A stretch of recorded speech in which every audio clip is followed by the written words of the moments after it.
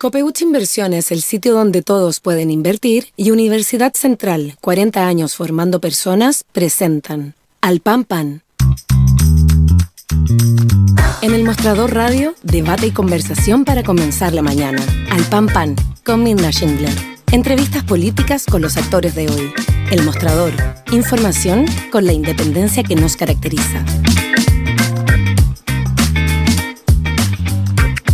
Hola, ¿cómo están? Muy buenos días. Ya estamos terminando esta semana, terminando además el mes, hoy viernes 26 de mayo, y queremos pasar a analizar lo que ha sido esta semana, sobre todo para el gobierno, y de cara además a lo que va a ocurrir la próxima semana, que es la segunda cuenta pública del presidente Sebastián Piñera. ¡No! El presidente Gabriel Boric.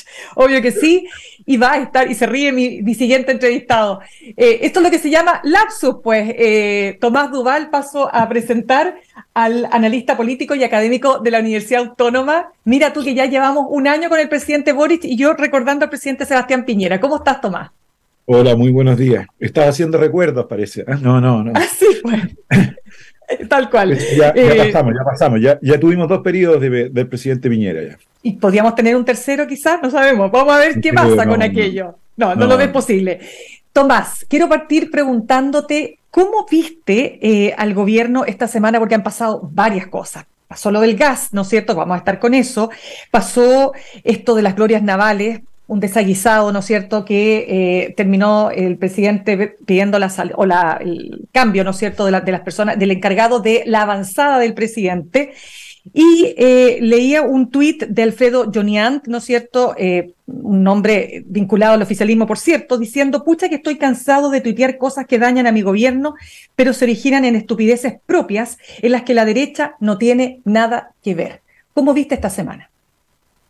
Sí, la verdad que han habido más errores autoinfligidos que cuestiones de debate con la oposición. Yo creo que eso ha sido lo que ha marcado un poco la semana del gobierno. Es decir, como tú bien decías, el acto en Iquique, el acto en Arica, donde un seremi con brazo en alto deja una ofrenda floral. Bueno, lo que ocurrió con el presidente en el propio acto del 21 de mayo, que terminó con la salida y el cambio en la avanzada presidencial.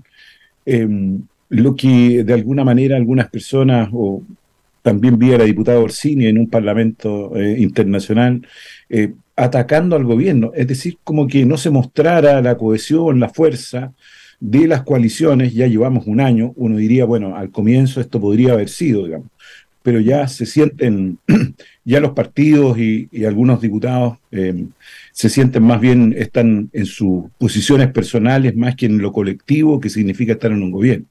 Y desde esa perspectiva, claro, le hacen un daño autoinfligido al gobierno, y eso indudablemente, ¿no? Ya, pero ahí tenemos, perdona que te interrumpa ahí, Tomás, porque sí, claro, ahí tenemos temas que tienen que ver con lo que está pasando al interior de las dos coaliciones, y partiendo por lo que pasó esta semana con el PPD, que ya vamos a estar con eso y con todas las implicancias que tiene la crisis de que está viviendo este partido. Pero solo para cerrar, este tema, ponte tú, del gas, ¿no?, que partió siendo una idea que uno podría decir, pucha, que loable, que un Estado se haga cargo de los precios del gas que estuvieron disparados. Recordemos que el balón de 15 llegó a estar en algún minuto en el 22 y en el 21, que decir, más de 30.000 pesos. Hoy día está en promedio 23.000. Y esta idea de incorporar al Estado en este famoso gas a precio justo, que termina en un fiasco, porque el famoso balón de gas distribuido por ENAP terminó costando 117.000 pesos. ¿Cómo ves ese episodio? Un error casi infantil, ¿no? Porque el Estado de ENAP básicamente produce gas, ese es su rubro, pero de ahí a llegar a la cadena de distribución y llegar efectivamente a la familia, hay un largo camino, y eso está muy estudiado y se sabe. Es ahí donde efectivamente se elevan todos los tipos de costos, porque ENAP es una empresa productora. Y además, quizás yo creo que ahí con demasiada conceptual, digamos, esto de llegar al precio justo, la verdad que al final terminó siendo un programa que perjudicó más bien la visión del gobierno, cuál el loable objetivo que tenía. Me parece que ahí debió haberse haberse hecho esta conjugación entre lo público y privado, entre quienes distribuían podría haber sido otros y no la propia ENAP, y eso habría generado quizás una baja de costo y no estaríamos hablando de estos precios. Indudablemente yo creo que la idea fue positiva, pero mal ejecutada, y eso tiene que ver con gestión del gobierno, que básicamente creo que ha sido uno de los puntos débiles que hasta ahora ha mostrado el gobierno del presidente Boric, la gestión propiamente tal, ¿no? Bueno, y eso obviamente va a estar de alguna manera reflejado en lo que va a ser este famoso discurso, por cierto, del 1 de junio, pero antes lo que pasó con el PPD. Yo te quisiera preguntar si, más allá de los monos peludos, de los compañeros y todo aquello que tanto que se ha hablado, ¿no? Y el fuego amigo, o sea, cuando tú tienes a una vicepresidenta del partido, Paz Suárez, que le lanza un exocet, ni más ni menos a uno de los referentes más emblemáticos del PPD, como es Carolina Toá, reflotando además el tema del SQM. ¿Cómo ves tú eso? A ver, mi impresión es que el PPD está en una crisis profunda, viene en una caída electoral donde casi no tiene representación, y cuando los partidos políticos caen en esa espiral, se producen, aunque sea inexplicable muchas veces, se producen mucho más intensamente los conflictos entre los diferentes líderes, porque en el fondo están tratando de quedarse con, como decía antiguamente quizás mi padre, con el timbre y la marca del partido, ¿no? Que no sé para qué es lo que les pueda servir, porque se ha ido desgastando. Y eso naturalmente ha agitado todavía más las aguas, con declaraciones muy desafortunadas, no solamente de la presidenta del partido, sino que de la vicepresidenta, porque son parte de una coalición de gobierno. La ministra del Interior, para qué decir, ha sido una figura política que le ha dado una cierta estabilidad al gobierno en un momento que estaba muy complejo. Entonces, desde ese punto de vista, me parece que el PPD ha cometido error tras error durante esta semana, y ahondando una crisis política con el gobierno, que yo creo que en cierta medida están tensionando tanto a la ministra del Interior, que a lo mejor no sería muy impropio, que estaría pensando quizás en salirse del partido, ¿no? Ya el Partido Socialista le ha dado señales de apoyo muy fuerte, no solamente los senadores, sino que el propio partido. Sí, pero no olvidemos en todo caso, Tomás, que Carolina Toá viene del Partido Socialista. Por supuesto, sí. Claro. Y el PPD es un partido instrumental, entonces es natural que nació así, y efectivamente por eso es difícil que sobreviva, digamos, en esta crisis. Pero espérame, nació como instrumental, pero terminó siendo un partido evidentemente clave dentro de lo que fueron los gobiernos de la concertación. El hecho de ser instrumental y de no tener una ideología clara, determinada, así como obviamente lo tiene un partido como el socialista con casi 93 años de historia, o el Partido Comunista, etcétera, ¿eso le ha pesado, dirías tú? Yo creo que sí, porque eso afecta la posible renovación. Cuando tú tienes un marco de ideas, las personas se van asociando. Cuando es demasiado instrumental y coyuntural, bueno, pasado una cierta generación ya se te produce el vacío y no tienes renovación política, porque efectivamente no hay... ¿Cuál sería lo instrumental hoy día del PP? Esa es la pregunta. Entonces, para responder a aquello me parece muy difícil hacerlo, ¿no? Porque ¿cuál es la posición instrumental? Eso no tiene un poco de característica. Y yo creo que se ha ido tensionando el PPD básicamente por lo que le ha sucedido electoralmente y políticamente, en una tensión de que algunos están mirando al Partido Socialista y otros están mirando otro espacio que podría ser posible. Pero más allá de aquello, son disputas personales, diría yo, y que han afectado no solamente al partido, sino que han afectado al gobierno, y en eso no se han dado cuenta el error político que están haciendo, digamos. Y en ese aspecto tú ves viable, bueno, digamos que mañana se produce este Consejo General del Partido por la Democracia, donde por supuesto ahí se van a afilar varias hachitas, como decía un jefe que tuve yo. La pregunta es si tú ves viable la asociación de este partido, o que este partido se fusione con otros partidos. Estoy pensando en el Radical, incluso el propio Partido Socialista.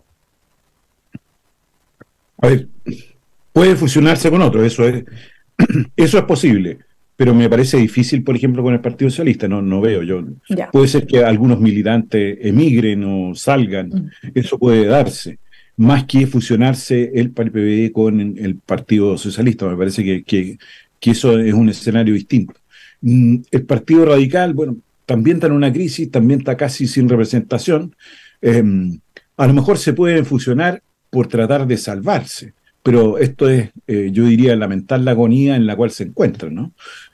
Las fusiones muchas veces no son la solución, son un momento de inflexión, salvo que se cree una colectividad política que le tenga otro escenario con líneas claras, políticas y decisiones. Eso podría de alguna manera ayudar.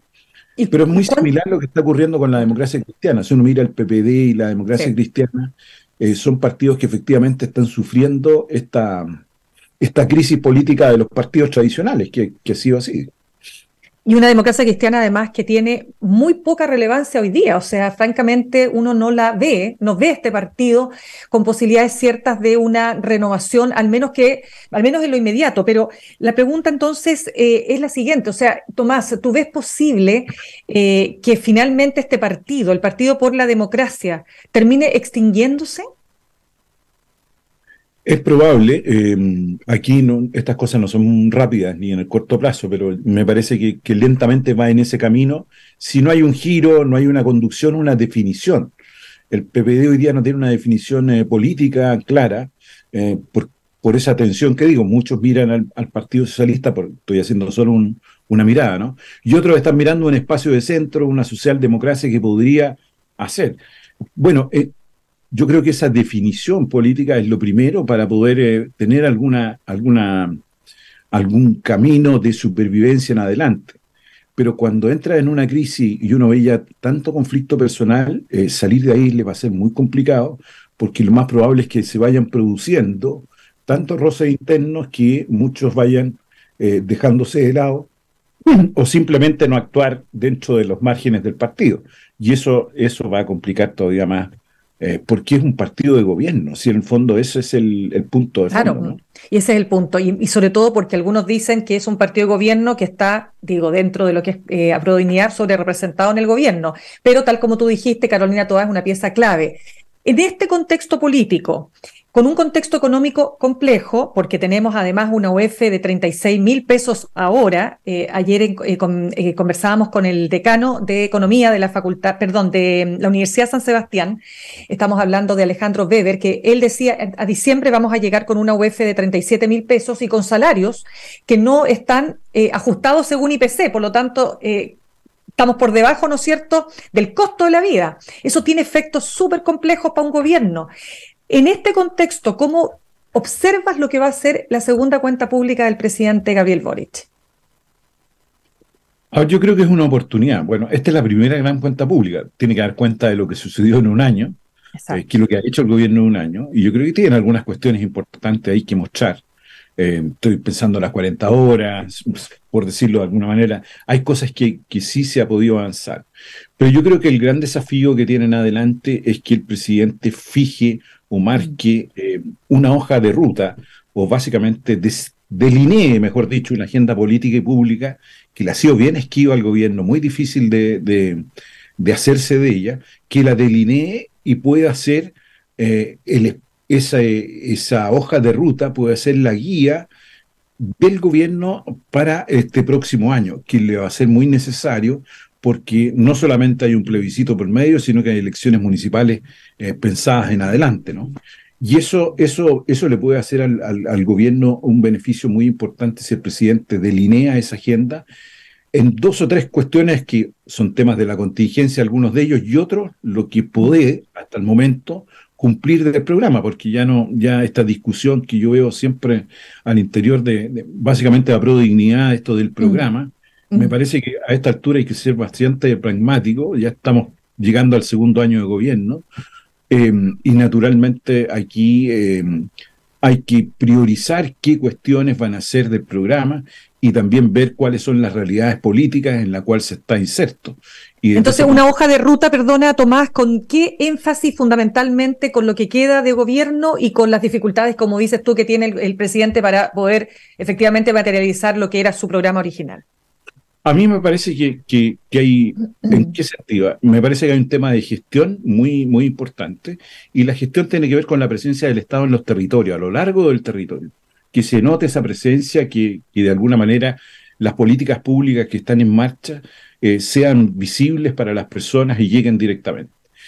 Me parece que va a tener que abordar efectivamente la agenda de seguridad. No creo que dada la importancia y relevancia que tiene esa materia, va a tener que abordarla de todas maneras. Y me parece que tiene una oportunidad en materia de pensiones. ¿Por qué? Porque tiene una ministra del Trabajo que ha logrado acuerdos muy importantes y creo que tiene esa capacidad política. Y puede ser que por ahí pueda encontrar un espacio importante para situar, por ejemplo, esta reforma de pensiones. Me parece que ahí hay de cierta manera, estoy solamente señalando algunos temas donde me parece que podría irse más allá el presidente de la República, donde efectivamente va a tener que hacerse cargo, además, ¿no? El proceso constituyente, que cabe duda, uno va a tener que escuchar cuál va a ser la posición o en qué escenario el gobierno está viendo el proceso constituyente, porque ya está bien, no puede estar permanentemente, pero sí uno espera que el presidente delinee esa línea.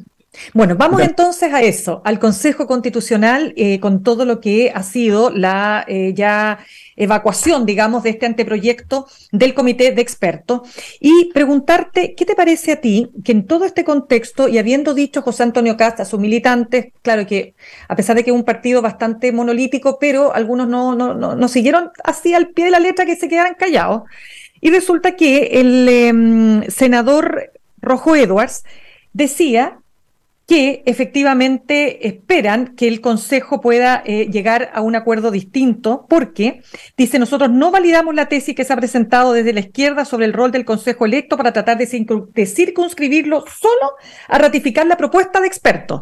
Ellos dicen que están en desacuerdo con varios temas y que van a insistir entonces en que efectivamente sea este Consejo el que zanje esos temas. Por ejemplo, el que no se haya establecido que los fondos previsionales son propiedad exclusiva, ¿no?, de los ahorrantes, etcétera, etcétera, y otros temas más que para ellos son esenciales. ¿Qué va a pasar en esa tensión, dirías tú? Porque ahí hay muchas dudas. A ver, yo del Partido Republicano creo que es un partido ordenado, disciplinado y tiene un liderazgo muy claro, ¿no?, que es José Antonio Kast. Es muy distinto a la lista del pueblo. Pero sin duda, el senador Rojo Edwards ha sido siempre una suerte de oposición a José Antonio Kast. Incluso ¿Sí? ¿Lo ves así? Intentó competirle en las elecciones, ¿no? En las elecciones internas fue él el que se levantó, ¿no? De alguna manera estoy viendo que hay una competencia. ¿Por qué? Porque efectivamente yo creo que el senador Edwards tiene una suerte de protagonismo mayor, digamos. Yo creo que se está formando un núcleo entre el senador Edward Jadwe y Teresa Marinovich, que van a ser las voces del rechazo al comienzo, en esta etapa del proceso constitucional. Me parece pero no veo que el senador Edwards vaya a tener injerencia muy directa en los consejeros, porque hubiese salido alguno apoyando su posición y no fue así. Me parece que va a ser otra la línea. Vamos a ver cuál es la línea aquí. Aquí tampoco es muy difícil saber que uno ha visto a José Antonio Kast, ha dado ciertas entrevistas donde ha dado señales de una moderación. Pero el problema es que el Partido Republicano venía con una dinámica muy opositora, muy confrontacional, y esas dinámicas es difícil cambiarlas de un minuto para otro. Requieren un tiempo. Y además porque esa dinámica le ha dado el éxito electoral que ha tenido. Entonces, es bien compleja esa decisión, pero me parece que por lo que es apreciado, digamos, me parece que hay una señal distinta, no la señal del senador Edward, respecto de lo que puede hacer el Partido Republicano en este Consejo. Indudablemente, yo creo que va a intentar buscar, o algunas cosas va a tener que priorizar dentro de la agenda, porque no puede pasar inadvertido que tienen una amplia mayoría al interior, digamos. Algunas materias van a tener que ser parte de esa controversia, ¿no? Ahora, el tema... Yo me imagino, por ejemplo, un tema que sería muy controversial, ¿no es cierto? Uno diría, si el Partido Republicano propone rebajar el número de diputados y senadores. Ya, eso podría, ¿tú te lo planteas como una posibilidad que podría proponer el partido?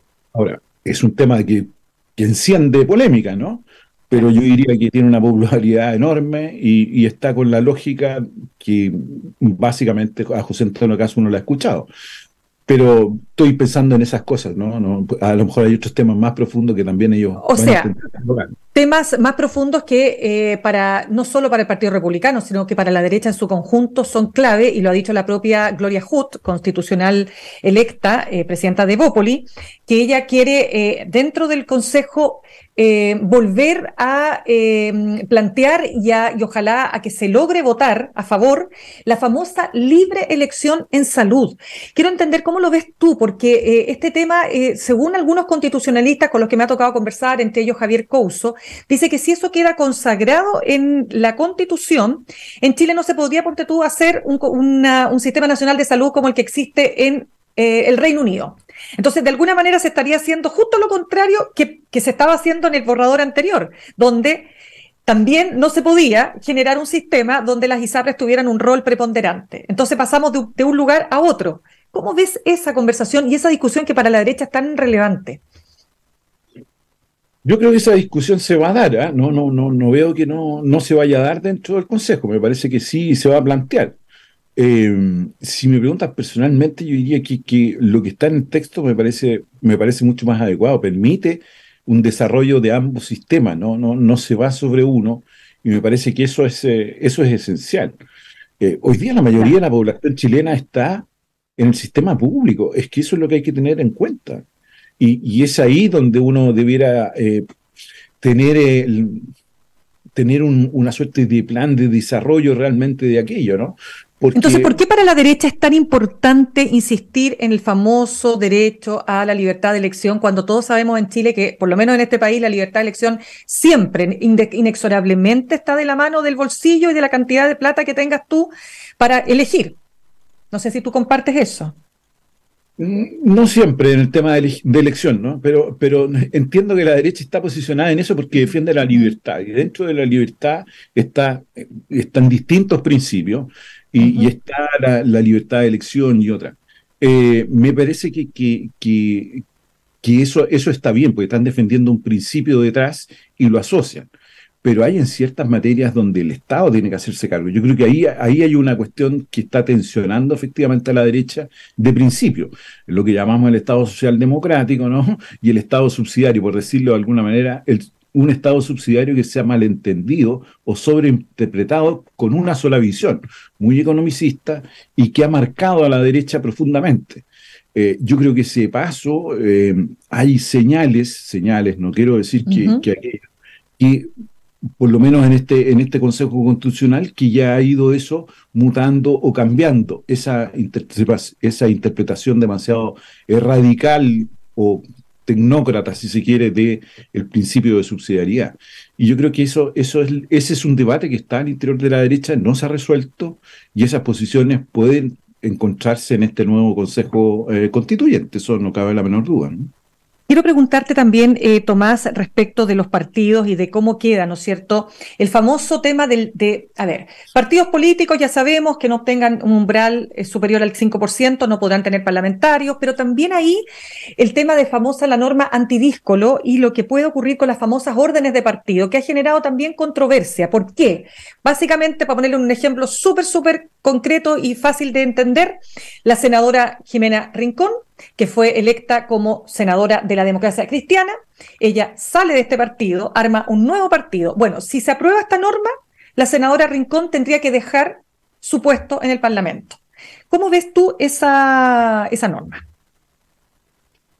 A ver, yo creo que de lo que va el proceso constituyente son normas que atienden más bien a ciertas prácticas políticas, pero que no van al fondo. O sea, el fondo para mí es el tema tenemos una alta fragmentación política, muy parecido a lo que vivimos en la mitad del siglo XX, por allá a finales de los años 40, ¿no? Muy similar a la fragmentación muy alta. En los años 40 hasta el Partido Conservador se dividió, para que vean que era absolutamente un partido doctrinario. Claro. Pero hoy día tenemos una alta fragmentación. Entonces, está bien colocar está bien, uno puede decir, oiga, el 5% es. Mi impresión es que puede quedar en el 4%, no sé, pero eso está ahí, ¿no? Pero el 5% por sí mismo no reduce la fragmentación, porque los partidos siempre van a encontrar alguna fórmula distinta, o crear fusiones, o federaciones, lo que estábamos hablando un poco antes que sucedía con el PP o el Partido Radical, establecen ciertas normas que les permite sobrevivir. yo creo que cuando uno mira todo el sistema en su complejidad, en los sistemas electorales, y para ver el sistema de partidos, bueno, son sistemas. Entonces, colocar solo un umbral, para mí no va a reducir. Me parece que hay temas, por ejemplo, como la magnitud del distrito, que tiene que ver con el número de personas que se pueden elegir por cada distrito. Si eso se reduce, me parece acompañado de un 5, ahí uno podría empezar a mirar si efectivamente se va a reducir la fragmentación de los partidos políticos. Y respecto a las órdenes de partidos políticos, claro, son lo que pretende crear una cierta disciplina, pero una disciplina bastante teórica, porque por una parte, ¿no es cierto?, dice, hay que interpretarlo por solamente los principios del partido. Yo me pregunto lo que le sucedió, por ejemplo, al gobierno del propio presidente Boric, que hubo algunos partidarios que no votaron la reforma tributaria. ¿Eso es algo de principio o no es de principio? Claro. ¿Y qué pasaría en ese caso con esta norma? Sí, ¿qué pasa ahí? Me parece que no se aplica, porque no es un principio, porque es un principio de un partido una reforma tributaria, ¿no? No, ¿te fijas? Claro. Y entonces, si vamos a tener, en el fondo, si ese tipo de discusión lo vamos a tener al interior de los partidos, vamos a tener partidos que van a estar enfrentados con los tribunales supremos, con los tribunales electorales, es decir, vamos a tener mayor desorden interno del propio partido. Creo que estas cuestiones hay que mirarlas muy, muy claramente, porque a veces puede ser más importante ser miembro de un tribunal supremo de un partido que presidente del partido, porque ¿quién lleva la fe o la doctrina de ese partido, ¿no? Porque lo tiene que aplicar a los parlamentarios. Entonces, creo que ahí hay una cuestión bien, bien de fondo. Ahora, sí me parece que en temas de disciplina, podría ser, o sea, aquellos que pierdan el cargo cuando son electos por un determinado partido, eso me parece que es una disciplina que puede incentivar al menos que, si las discusiones las tienen, se resuelvan al interior del partido de manera democrática y no se resuelvan que me voy y no tiene ningún costo. Me parece que hay algo importante, ¿no? Claro, mira, yo he leído entrevistas, por ejemplo, a Jaime Arancibia, experto en cupo Renovación Nacional, Juan José Osa, otros expertos como Gabriel Osorio por cupo socialista. Mira, uno los escucha, uno los lee y uno dice, bueno, qué curioso que este grupo tan transversal logró acuerdos, ¿no? Es decir, desde el Partido Comunista hasta el Partido Republicano. Pero, como ha dicho Marcela Cubillos, como ha dicho Constanza Juve, ex convencional, ellos no fueron electos. Los electos son los constituyentes. Los constituyentes fueron electos con voto popular. Por lo tanto, son ellos los llamados a determinar qué se acepta o no del anteproyecto, más allá de los 12 bordes que son constitucionales. ¿Cómo ves el rol articulador que va a tener Chile Vamos, fundamentalmente para alcanzar acuerdos? A ver, yo veo complejo aquel rol, porque, ¿por qué lo digo? Chile Vamos puede tener un rol articulador, en el sentido de que puede articular entre republicanos y el oficialismo, llamémoslo así, queda en el centro del escenario. Ese rol lo puede ejercer, pero también me parece que ahí las ideas más preponderantes van a venir del Partido Republicano y ahí se va a encontrar con diferencias. Y esas diferencias me parece que van a ser bien complejas en la manera que se puedan resolver. Me explico, en el fondo el Partido Republicano puede tener iniciativas que justamente, más allá de intentar que se aprueben, van a ser una señal para marcar ciertas diferencias respecto a Chile Vamos. Y yo creo que eso puede ser complejo. Ahora, que es una oportunidad la que tiene Chile Vamos de establecer un puente y buscar los acuerdos para sacar ese nuevo texto, tiene esa oportunidad. Vamos a ver si los consejeros y consejeras están a la altura de esta misión que efectivamente podamos darle, ¿no? ¿Cómo crees tú que finalmente va a quedar plasmada en esta discusión el famoso tema de Chile organizado? Es el segundo punto del anteproyecto. El primero es la dignidad humana es inviolable y la base del derecho y la justicia. Y en segundo término, Chile se organiza en un Estado social y democrático de derecho. Porque de nuevo, ahí hay un punto, ¿no?, que complica. De hecho, estaba leyendo a Bettina... acá está, Bettina Hortz, justamente, ella es experta por la UDI, acertado, dice ella, que hoy estemos consagrando un Estado social, pero ella agrega un punto, a la chilena. He escuchado a Schalper del Partido de Renovación Nacional diciendo: yo le explico a José Antonio Kast que un Estado social y democrático de derecho no es un atributo de la izquierda. Entonces, la pregunta es, ese que pareciera ser, ¿no es cierto?, la piedra angular, que lo fue del borrador anterior, y ahora sería de este. ¿Cómo ves esa consagración para efectos de la aprobación de este proyecto?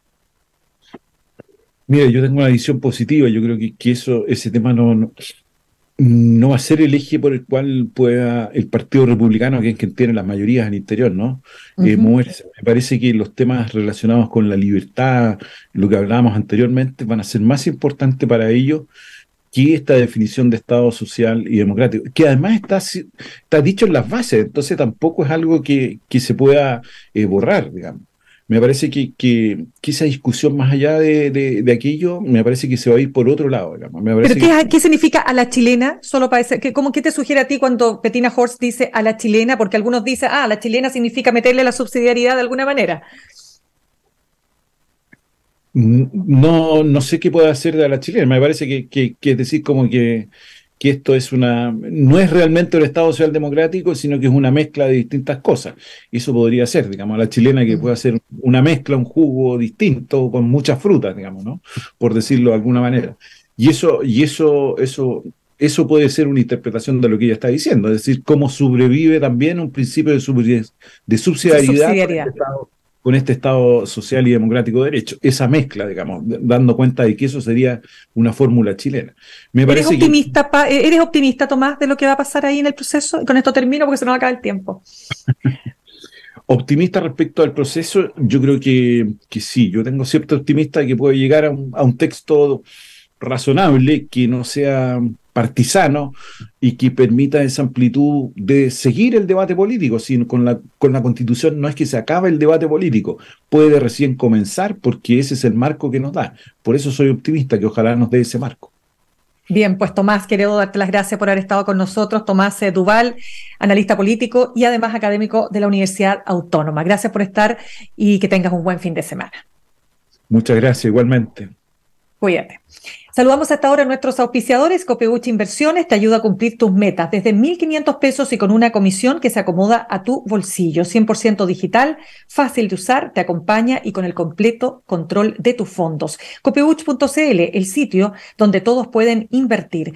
Y Universidad Central, 40 años formando personas. Ven a vivir la experiencia USEN. Para los que buscan avanzar, posgrados USEN, acreditada y adscrita a gratuidad. Conoce más en posgradosusen.cl. Bueno, un bochorno, dicen algunos, un desaguisado, mal precedente para lo que va a ser la cuenta pública del presidente Gabriel Boric la próxima semana. Es este tema que se generó con el gas, el balón que terminó costándole a ENAP 117.000 pesos cada balón, este famoso plan de gas a precio justo. Vamos a estar conversando de esto y más con Juan Carlos Llovet, ex viceministro de Minería y Energía del gobierno, el presidente Sebastián Piñera II. Ya regresamos. En instantes, una nueva